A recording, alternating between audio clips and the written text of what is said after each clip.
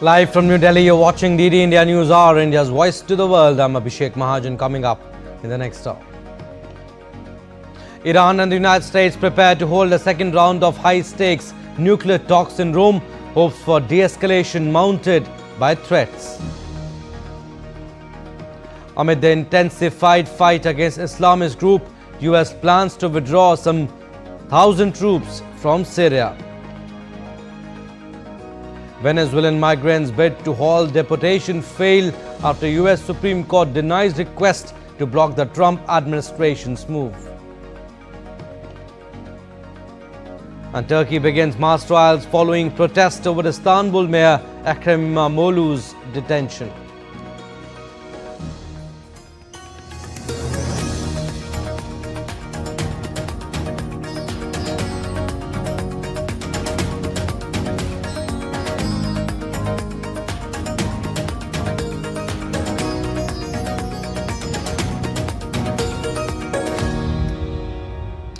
So, the United States and Iran are due to hold their second round of nuclear talks on Saturday in Rome, with hopes for de-escalation being tempered by mounting military threats and mixed messages. On the eve of a second round of talks with the Trump administration, Foreign Minister Abbas Araghchi said Iran believes reaching an agreement on its nuclear program with the United States is possible as long as Washington is realistic.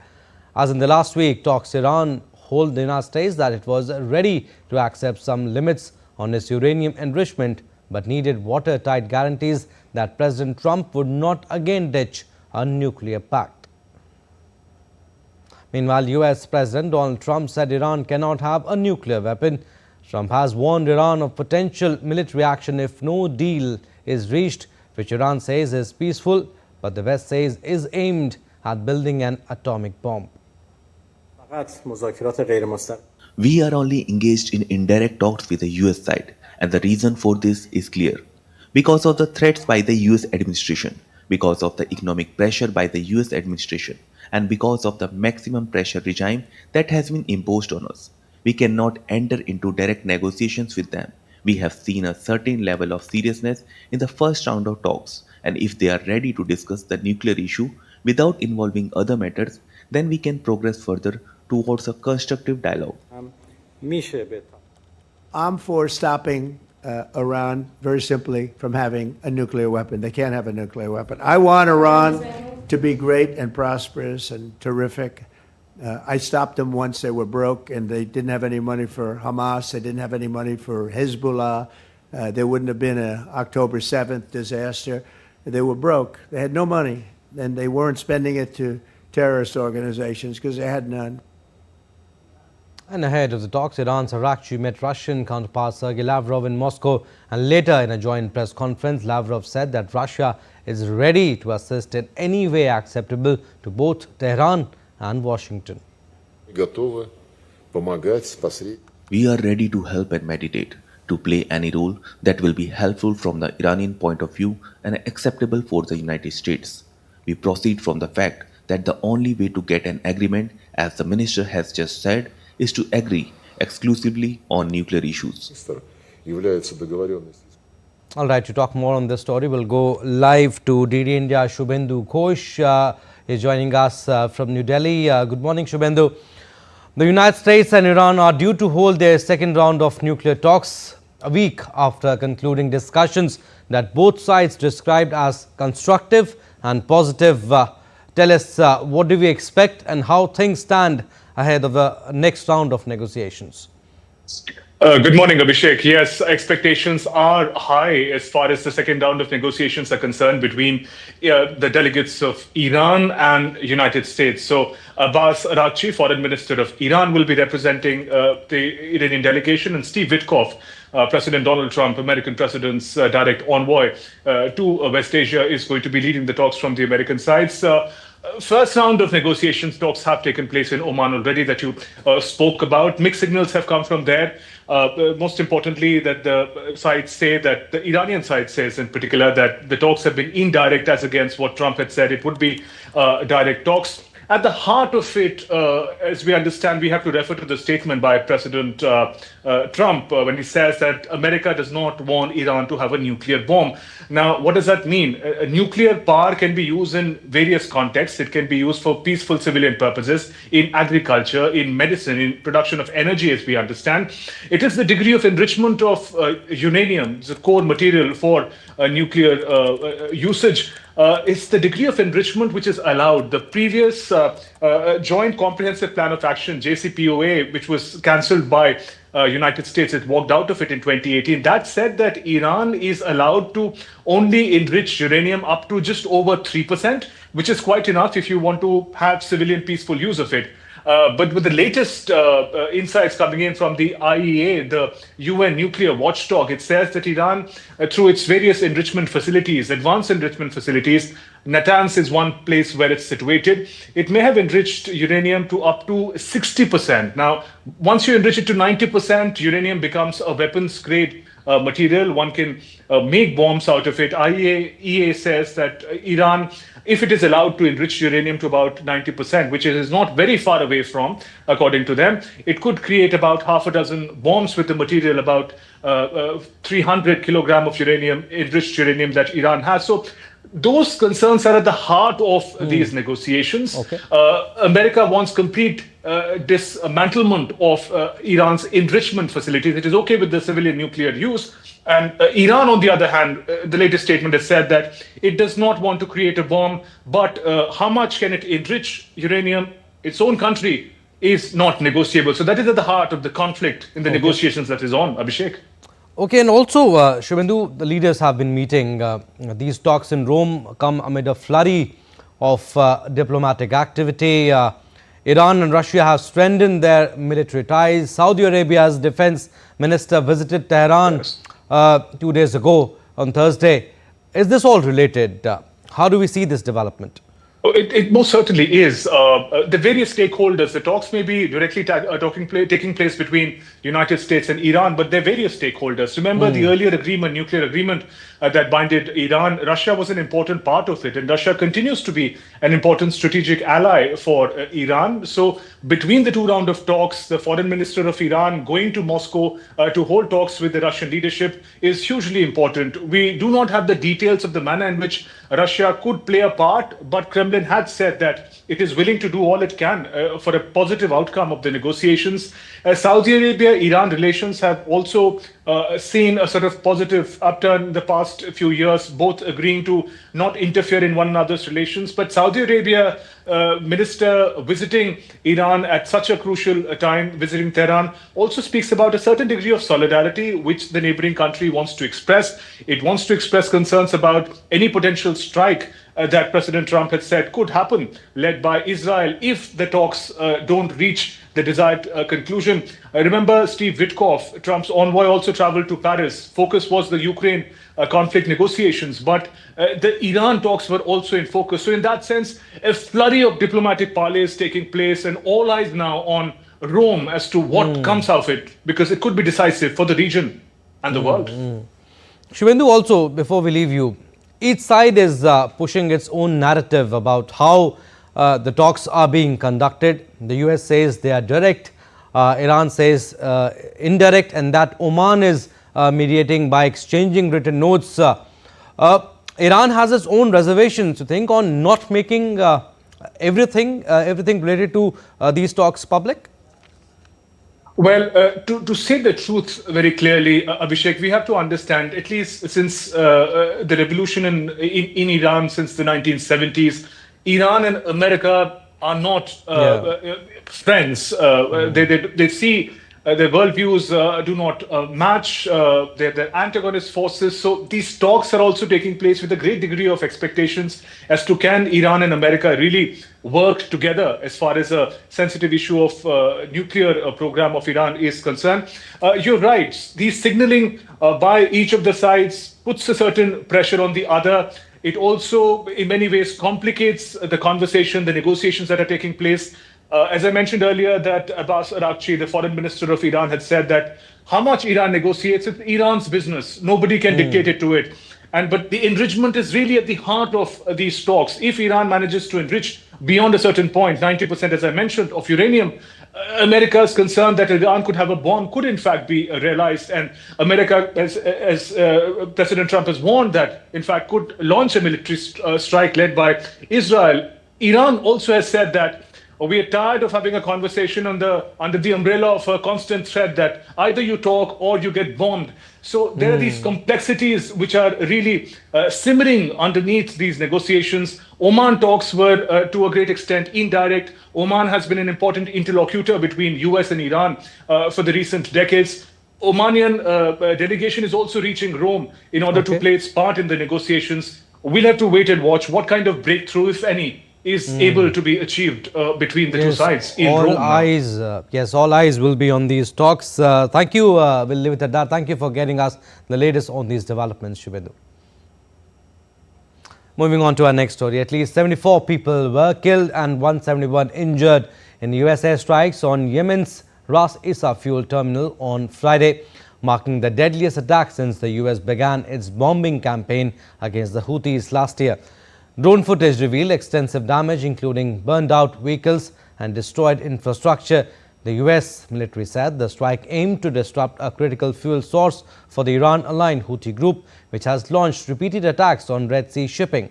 The terminal, located 55 kilometers north of Hodeidah, is both a fuel hub and a strategic military site. President Trump ordered intensified strikes last month, escalating the US military's presence in the region. Rescue efforts are ongoing at the site.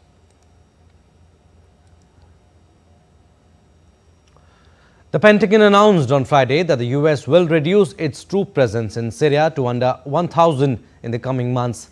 American forces have operated there for years, combating the Islamic State group, which once controlled large parts of Syria and Iraq. Pentagon spokesperson Sean Parnell said the troops would be consolidated at unspecified sites in a deliberate and conditions-based process. US Central Command will continue targeting IS fighters. US President Donald Trump, critical of US involvement, reiterated his stance during Syria's political upheaval. Still to come on this edition of DD India News Hour. Israel hits 40 Gaza targets post ceasefire row. We'll talk about Canada elections. Carney Poilievre face off with rivals. And in a tragic incident in Congo, at least 143 people die and dozens more go missing.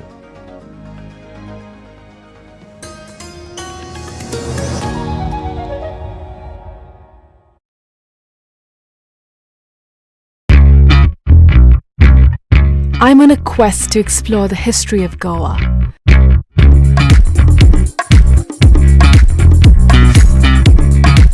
A land steeped in diverse and intersecting cultures and traditions.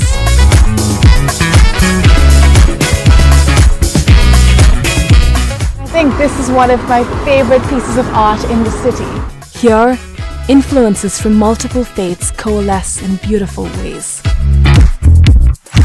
From religious sites to charming villages and vibrant streets.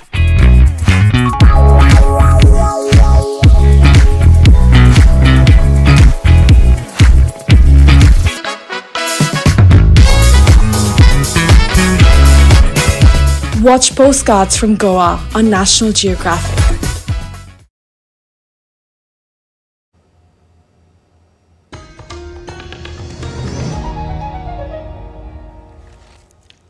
Welcome back. You're watching DD India News Hour. I'm Abhishek Mahajan. Some more stories. Lawyers for Venezuelan migrants asked the US Supreme Court on Friday to block what they described as imminent deportations ordered by the Trump administration. The American Civil Liberties Union said dozens held at the Blue Bonnet detention facility were classified as gang members and marked for removal without proper judicial review, violating a recent Supreme Court mandate. Last week, the court ruled 5-4 that such deportations under the 1798 Alien Enemies Act could proceed, but only if detainees were first given timely notice and the chance to seek habeas corpus relief. The union, after failed appeals in lower courts, rushed to the Supreme Court, warning that some men were already on buses. The move could spark a constitutional clash over executive compliance with judicial rulings. And Democratic U.S. Senator Chris Van Hollen met with Gilmar Abrego Garcia, the Salvadoran man mistakenly deported and being held in a prison in El Salvador at a hotel after initial requests to meet with him were denied. The U.S. Supreme Court has directed the administration of President Donald Trump to facilitate Abrego Garcia's return after Washington acknowledged he was deported because of an administrative error. That people understand this case is not just about one man. It's about protecting the constitutional rights of everybody who resides in the United States of America. Now, the Trump administration wants to flat out lie about what this case is about. They want to change the subject. They want to make it about something else. And they are flouting the orders from the Federal District Court, the Fourth Circuit Court, and the Supreme Court to facilitate his return. Abrego Garcia's lawyer said that he has never been charged with nor convicted of any crime and denied the Justice Department's accusation that he belongs to the criminal gang MS-13. But the government has given no indication it plans to seek his return and said it had no authority to release a man from a foreign prison, raising the potential for a constitutional conflict should Trump defy the highest court. And US President Donald Trump announced plans to reclassify tens of thousands of federal workers, potentially stripping them of job protections and making it easier to carry out mass layoffs. The move would classify career government employees working on policy matters as scheduled policy career, allowing for easier termination. Governance experts warn that this could impact hundreds of thousands of workers, expanding the pool of those vulnerable to being fired. This move is part of Trump's efforts to cut the federal workforce, which he claims is bloated and inefficient. Federal worker unions have denounced the plan, arguing it will undermine the merit-based hiring system and politicize the civil service. US President Donald Trump escalated tensions with the US Federal Reserve this week by threatening to remove Fed Chair Jerome Powell if he does not cut interest rates, sparking concerns over the central bank's independence. Trump, pushing for rate cuts to support his tariff-driven economic strategy, said Powell could be ousted real fast. Powell, whose term runs through 2026, responded that Fed independence is a legal matter. Economists and analysts warn that political interference could destabilize markets and weaken the US economy. Legal experts argue the president lacks authority to fire the Fed chair without cause.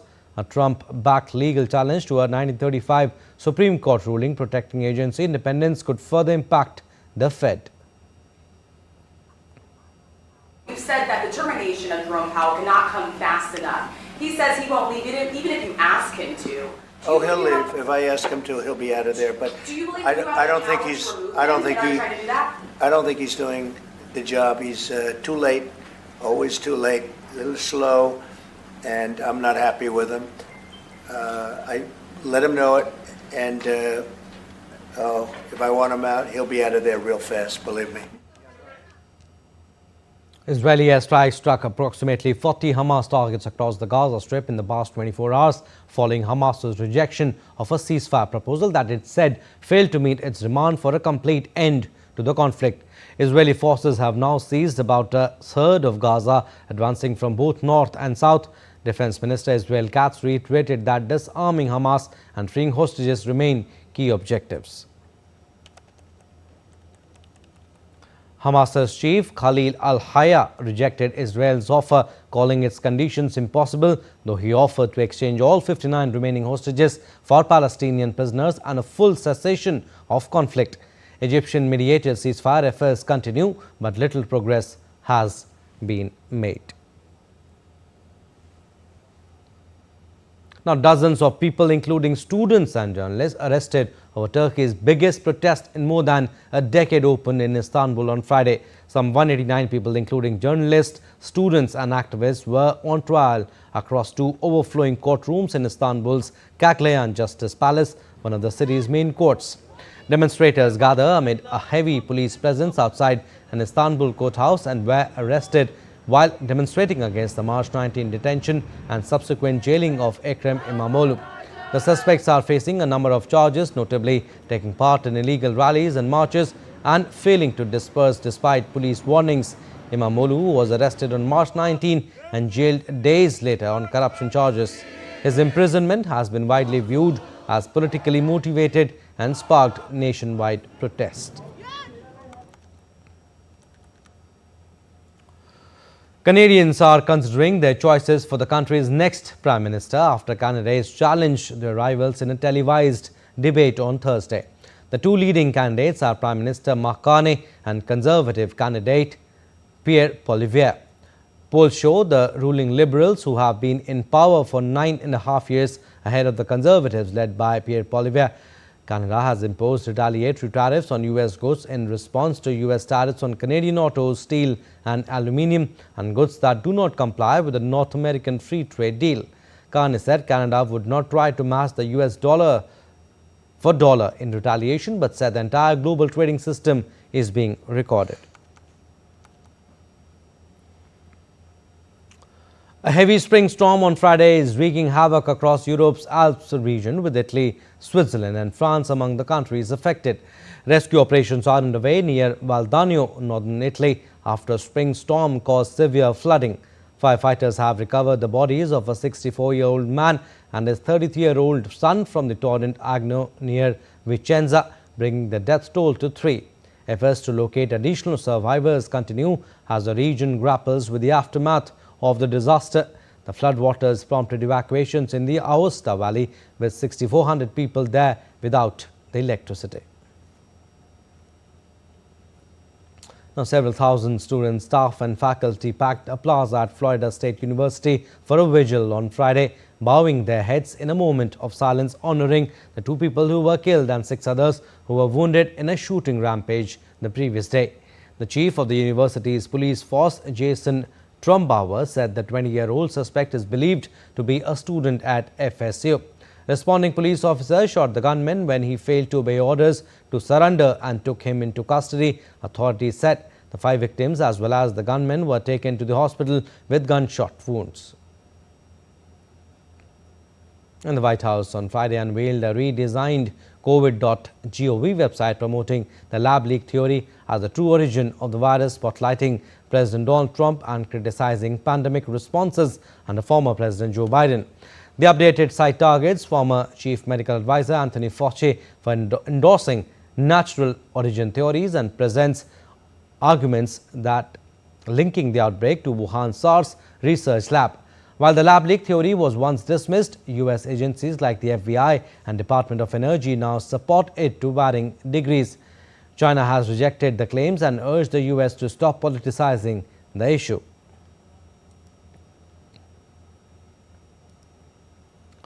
At least 12 people were killed in an attack in Ecuador's coastal province of Manabí. The attack took place overnight at a cockfighting ring, a venue where people gathered to watch rooster fights. Injured people were taken to the hospital. Investigation units are at the scene working to gather information and identify the perpetrators, police added. Renan Miller, commander of the 4th Zone of the Ecuadorian police, said that the perpetrators abandoned military-type uniforms and burned their vehicles after the attack.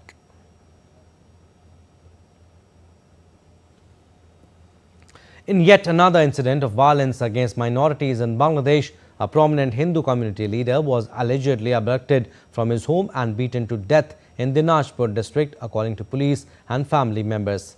The deceased, Bhabesh Chandra Roy, was the vice president of the Biral unit of the Bangladesh Puja Udjapan Parishad and was a prominent leader of the Hindu community in the area. According to his wife, Shantana Roy, Bhabesh was at home in the afternoon when he received a phone call and claimed the call was made by the perpetrators to confirm his presence at home. Roy was unconscious when he was sent back home and family members rushed him to a hospital in Dinajpur. However, he was declared dead upon arrival.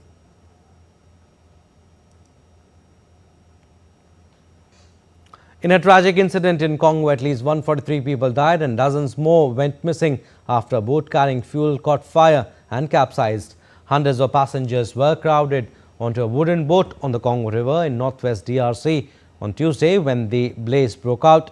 The disaster occurred near Mbandaka, capital of Equatorial province, at the confluence of the Nuke and the vast Congo River, the world's deepest.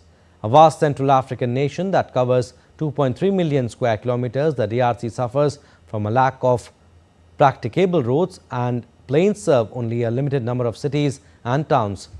As a result, people often travel on lakes. The Congo River, the second longest in Africa, near the Nile and its winding tributaries, where shipwrecks are frequent and the death tolls often heavy. Now, banks and gas stations that had gone on strike in Mali called off their action on Friday after reaching an agreement with the junta. The National Union of Banks, Insurance Companies, Financial Institutions, Retailers and gas stations had stopped work on Thursday to demand the release of 3 union members arrested a month ago and to advocate better working conditions. The Sahel country has been under military rule since quick-fire coups in 2020 and 2021 and has been marred in a serious security crisis since 2012.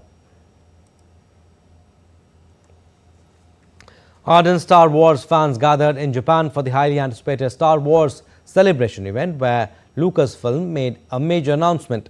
The studio revealed a new film titled Star Wars Starfighter, set for release in May 2027. Adding to the excitement, Oscar-nominated actor Ryan Gosling will take the lead role in the upcoming installment of the iconic franchise. The announcement sparked widespread buzz among fans and media as anticipation builds for the latest chapter in the galaxy far, far away. More details about the film's plot remain under wraps.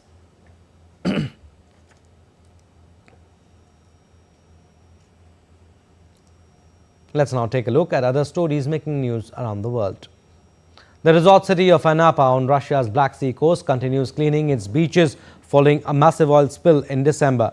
The spill led Moscow's consumer watchdog to warn holidaymakers about unsafe conditions at a popular seaside destination. As the summer tourist season approaches, local authorities and environmental teams are working hard to restore the area's beaches to ensure safety for the visitors.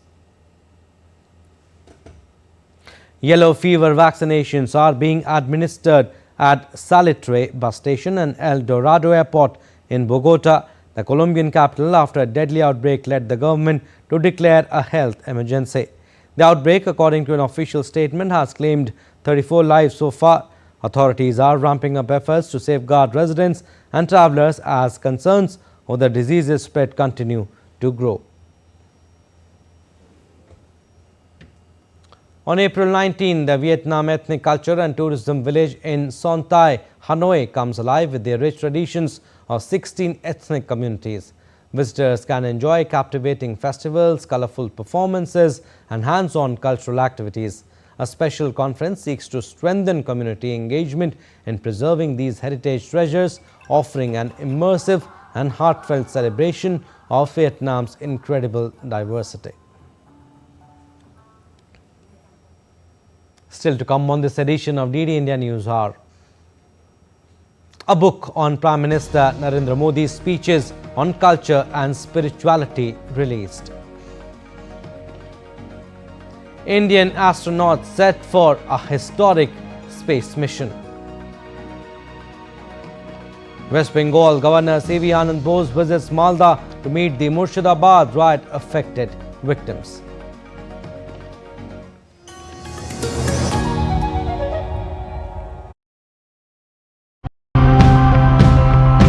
Nature gives and we take, and sometimes a little too much. But what happens when this balance tips, and who is the most impacted? Let's take a look at some of the solutions that are trying to help these communities. We want to encourage people to consume more local products. These were caught in environmentally friendly nets, not farmed. That makes a huge difference. Project Tangaroa. It's working to build a global framework that can help identify which wrecks need to be taken care of first and find the funding for cleanup missions. We use Esler organic fertilizer for our plants. With organic fertilizer, the yield is better and the soil's health improves.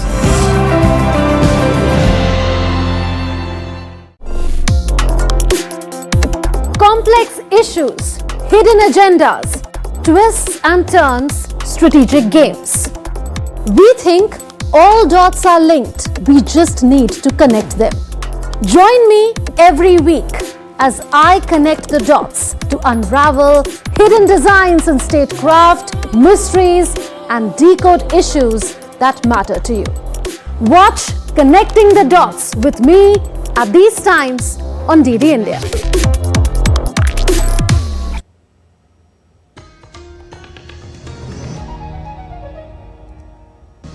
Welcome back. You're watching DD India News Hour. I'm Abhishek Mahajan. Recap of what we have done so far. Iran and the United States prepare to hold a second round of high-stakes nuclear talks in Rome. Hopes for de-escalation mounted by threats. Amid the intensified fight against Islamist group, US plans to withdraw some 1,000 troops from Syria. Venezuelan migrants bid to halt deportation fail after US Supreme Court denies request to block the Trump administration's move. And Turkey begins mass trials following protest over Istanbul Mayor Ekrem İmamoğlu's detention. A 21-year-old Indian student Harsimrat Randhawa was tragically killed in Hamilton, Ontario, Canada after being struck by a stray bullet while waiting at a bus stop. The Hamilton police are investigating the incident, describing her as an innocent bystander. Randhawa was a student at Mohawk College. The shooting occurred near Upper James and South Bend Road streets in Hamilton in the evening. Investigators believe a passenger in a black car fired at a white sedan, with stray bullets hitting Randhawa and a nearby residence. Police are seeking dashcam or security footage to aid in the investigation.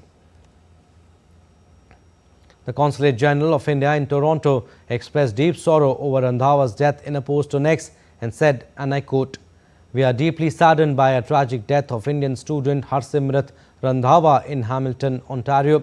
As per local police, she was an innocent victim fatally struck by a stray bullet during a shooting incident involving two vehicles. A homicide investigation is currently underway. We are in close contact with her family and are extending all necessary assistance. Our thoughts and prayers are with the bereaved family during this difficult time." And Prime Minister Narendra Modi engaged in a constructive conversation on Friday with American tech billionaire Elon Musk, delving into a range of issues of mutual interest. The discussion revisited topics covered during their meeting in Washington, D.C. earlier this year, underscoring the shared vision for technological advancement. Prime Minister highlighted the immense potential for collaboration between India and the United States in the domains of technology and innovation. PM Modi reaffirmed India's steadfast commitment to advancing partnerships in these areas. At the heart of Prime Minister Narendra Modi's towering persona lies his spiritual strength, which along with his purity of thought and transparency of conduct has elevated India's stature on the global stage. This was stated by Juna Pithadishwar Acharya Mahamandaleshwar Swami Avdesh Anand Giri Maharaj at the launch of the 5th chapter of the book Sanskriti Ka Panchwa Adhyay, which is a compilation of the Indian Prime Minister Narendra Modi's speeches on culture. The event took place at the Indira Gandhi National Centre for the Arts. Addressing the gathering, Swami Avdesh Anand Giri Maharaj credited Prime Minister Modi for the revival of India's Sanatan culture on the global stage. India and Malaysia reaffirmed their commitment to deepening bilateral ties, particularly in the areas of law and institutional reform during a high-level meeting held recently. The meeting took place between India's Minister of State for External Affairs, Pabitra Margarita, and YB Kulasegaran Murugesan, the Deputy Minister in the Prime Minister's Department of Law and Institutional Reform of Malaysia. Both sides held productive and engaging discussions focusing on avenues to collaborate and share best practices in legal and institutional frameworks. The dialogue underscored the shared values and mutual interest in strengthening democratic institutions and rule of law.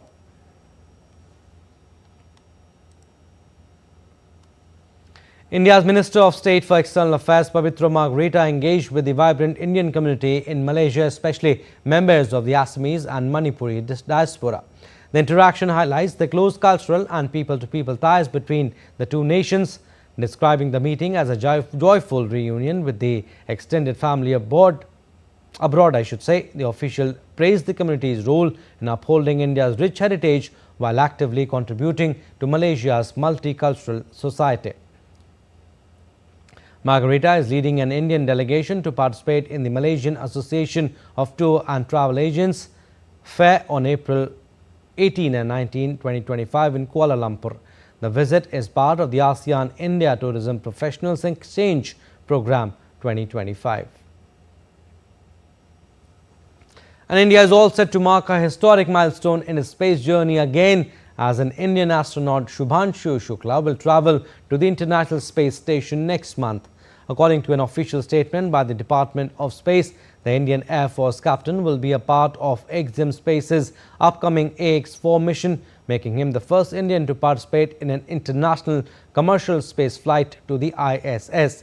In the meeting, the Union Minister for State for Science and Technology, Jitendra Singh, said the mission will mark the visit of first Indian ever to visit the International Space Station and the first Indian astronaut to travel to space in over 4 decades, after Rakesh Sharma's iconic 1984 flight aboard a Soviet Soyuz spacecraft. The minister also emphasized that these efforts are not only scientific in nature but also aligned with the vision of a developed and self-reliant India. West Bengal Governor C.V. Anand Bose on Friday visited Malda to meet the Murshidabad riot-affected victims who had to flee the district after violent clashes occurred during the anti-Waqf law protests last week.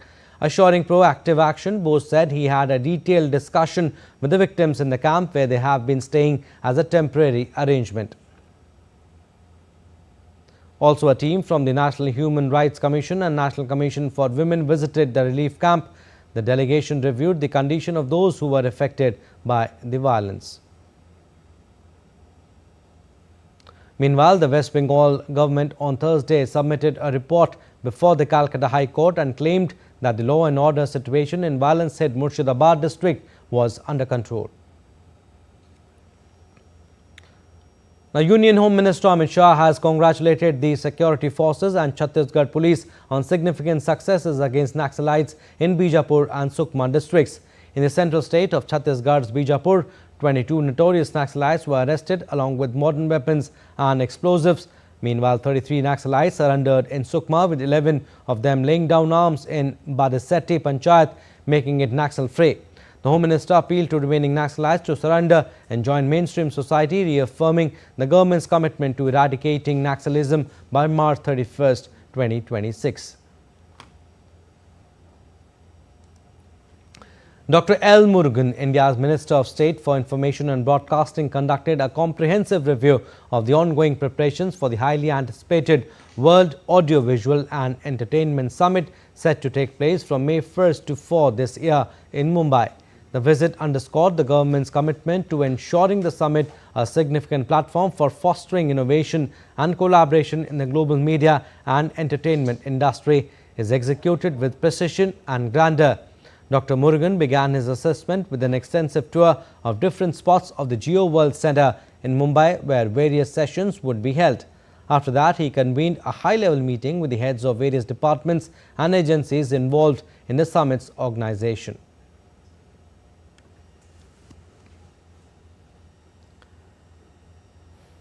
The Create in India challenge is heating up as participants across various contests gear up for the much-anticipated WAVE Summit. Celebrating innovation, creativity and collaboration in music production and live performance, Resonate, the EDM challenge, has now announced its top 10 finalists. Resonate, the EDM challenge organized by the Indian music industry in collaboration with the Ministry of Information and Broadcasting, aims to reinforce India's position as a global hub for electronic music, fusion sounds and DJing talent. The preliminary round was judged by industry professionals from the Lost Stories Academy, India's leading music production and DJ training institute. The quality at which Indian artists currently are is in a way the similar sort of structure to what these foreign artists are doing currently. In terms of mixes and in terms of just the whole ideation, the concept, I think they are at par with some of the world's best. The challenge was open to artists, composers, musicians, and performers from around the world with prior experience in creating and producing EDM and is seen as a launch pad for talent. Prayag Mehta notes that the Wave Summit will provide a commercial and creative platform for winners and EDM artists to shine and grow. The fact that the government has recognized electronic dance music is one of the biggest wins for the entire community. Resonate the EDM challenge is going to be one of the best platforms for the artists to showcase their talent. The future is going to be very promising. A lot of doors, a lot of opportunities would open up for them, not only for the top 10 contestants, but so to speak, for every artist who's currently pursuing dance music. The top 10 shortlisted participants include Shrikant Vemila and Mayank Vidhani from Mumbai, Kshitij Khodwe from Pune, Aditya Upadhyay from Kumarigata, Assam, and Divansh Rastogi from New Delhi. These finalists represent a dynamic spectrum of India's electronic music landscape from atmospheric, ambient styles to high-octane dance tracks. They will now have the opportunity to captivate audiences at the Wave Summit, set to take place this May. Shama Mishra for DD India. After a few days of respite, heat wave is expected to make a comeback in Delhi NCR and other states over the weekend, forecast IMD in its recent update. Delhi's minimum temperature spiked again while the weather department issued a heat wave alert for Rajasthan. Meanwhile, areas in Himachal Pradesh and Jammu and Kashmir are expected to receive heavy rainfall this weekend. An upper air cyclonic circulation and trough is set to bring scattered to fairly widespread light moderate rainfall accompanied with thunderstorm, lightning and gusty winds over northeast and east India during the next 5 days. India's literary masterpieces Ved Vyas Bhagavad Gita and Bharat Muni's Natya Shastra have been inscribed in UNESCO's Memory of the World Register. The Gita offers spiritual and philosophical guidance to life and relationships, while the Natya Shastra is a seminal text on performing arts. Both texts highlight India's timeless wisdom and cultural richness, now globally recognized as part of humanity's shared heritage. DD India's Mihir Mekhuri reports. In the vast timeline of human civilization, many have risen and fallen, but only a handful have left an indelible mark on human evolution. Among them stands the Indian civilization, whose profound contributions to philosophy and performing arts echo through time. Now, two of its greatest treasures, the Srimad Bhagavad Gita and the Natya Shastra, have earned a place in UNESCO's Memory of the World Register, a prestigious archive of humanity's most treasured intellectual heritage. Prime Minister Modi hailed the achievement as a proud moment for every Indian across the world. He posted on X, "The inclusion of the Gita and Natya Shastra in UNESCO's Memory of the World Register is a global recognition of our timeless wisdom and rich culture. The Gita and Natya Shastra have nurtured civilization and consciousness for centuries. Their insights continue to inspire the world.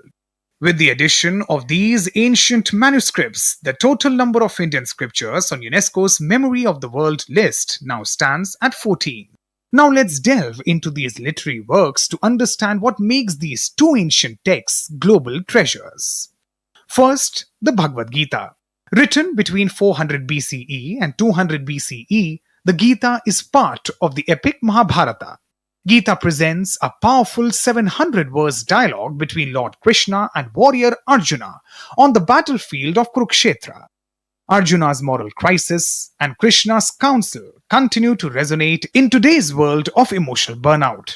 From selfless leadership to performing duty or karma without attachment, the Gita offers timeless tools for clarity in chaos. Gita is studied today in management schools, psychology circles, and military academies worldwide. Next, Bharat Muni's Natya Shastra, a Sanskrit treatise composed between 200 BCE and 200 CE, covering theatre, dance, music, and emotions. Spanning 36 chapters and over 6,000 verses, Natya Shastra codifies every element of performance. Natya Shastra forms the backbone of Indian classical arts, influencing Bharatanatyam, Kathak, and countless folk traditions. Even today, it serves as a guiding light for actors, dancers, playwrights, and performers globally. With UNESCO spotlighting these timeless masterpieces, it's more than a cultural win. It's a resounding tribute to India's eternal wisdom and artistic genius. Mihir Makri for DD India. Let's now take a look at other stories making news. At least 4 people were killed as a 4-story building collapsed in northeast Delhi's Mustafabad area in the early hours of Saturday, with around 24 people feared trapped under the debris. Rescue teams from the National Disaster Response Force, firefighters and Delhi police are indulged in the rescue and relief operations. The police said they are probing the cause behind the building's collapse. The JEE Main 2025 Session 1 results are out, with over 15 lakh students taking the exam and 24 scoring 100 percentile. This intense test is the gateway to India's top engineering schools like the IITs and NITs. Held across 304 cities and 15 countries, the exam draws global attention. Now the top 2.5 lakh candidates move on to the next big challenge, JEE Advanced. Sri Kedarnath Dham will reopen its doors on May 2nd, followed by Sri Badrinath Dham on May 4, as announced by the Sri Badrinath Kedarnath Temple Committee. Preparations for the Char Dham Yatra, a major Hindu pilgrimage, are underway, with the state government ensuring safety and improving facilities. The pilgrimage also includes Yamunotri, Gangotri and other sacred sites, playing a key role in Uttarakhand's economy. At a Project Cheetah reviewing meeting in Bhopal, Madhya Pradesh CM Mohan Yadav announced the relocation of 2 cheetahs, a male and female, from Kuno National Park to Gandhi Sagar Sanctuary on April 20th to enhance wildlife conservation. Efforts include boosting tourism at Kuno. Kuno currently hosts 26 cheetahs with high cub survival rates. Still to come on this edition of DD India News Hour. CBIC issues new rules to simplify GST registration. Barca coach Hansi Flick unhappy with La Liga kickoff timings. And 50 years since the launch of Aryabhat, half a century has passed since India successfully launched its first satellite.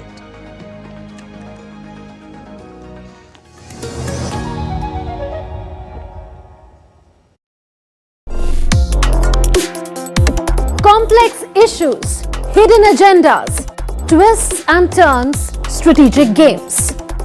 We think all dots are linked. We just need to connect them.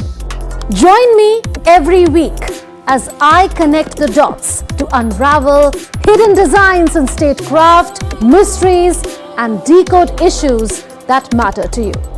Watch Connecting the Dots with me at these times on DD India.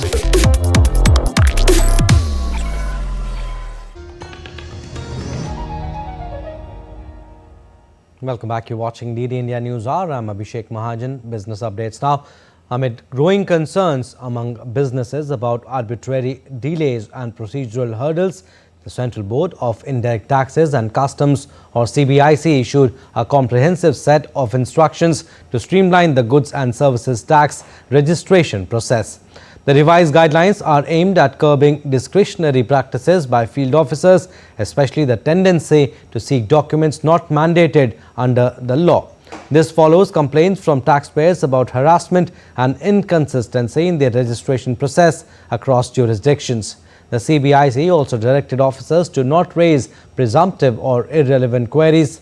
To ensure timely processing, the CBIC stipulated that GST registration must be granted within 7 working days if the application is complete and not flagged as risky. Officers are expected to upload physical verification reports, including GPS-enabled photographs, at least 5 days before the 30-day limit. And in a groundbreaking move, India marked a milestone in fruit exports with the first successful commercial sea shipment of Bhagwa pomegranates to New York. Traditionally flown by air, this shift to sea freight enhances sustainability and cost effectiveness. Following US market access in 2023, the Agricultural and Processed Food Products Export Development Authority (USDA), APHIS, NPPO and NRCP collaborated on successful trials. Boosted by a 60-day shelf life innovation, 12.6 tons of premium pomegranates were shipped from International Finance Corporation, Navi Mumbai by INL Farms. This heralds a new era for Indian fruits and global markets, positioning Bhagwa as a strong contender in the competitive US fresh fruit space.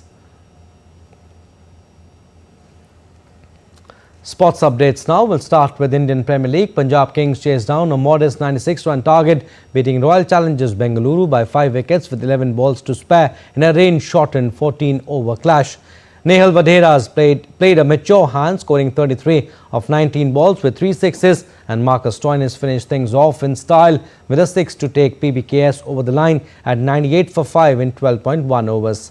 The RCB batting lined up faltered early, managing just 95 for 9 in their allotted overs, with only Tim David offering resistance through a blazing 50 of 26 balls. The rest of the top and middle order crumbled under the pace attack of Arshdeep Singh and Marco Jansen, who claimed 2 wickets each, while Yuzvendra Chahal kept things tight in the middle overs with figures of 2 for 11. With the result, Punjab go into the second place with 10 points, winning 5 games in 7, whereas Bengaluru are in 4th spot with 8 points, winning 4 out of their 7 games.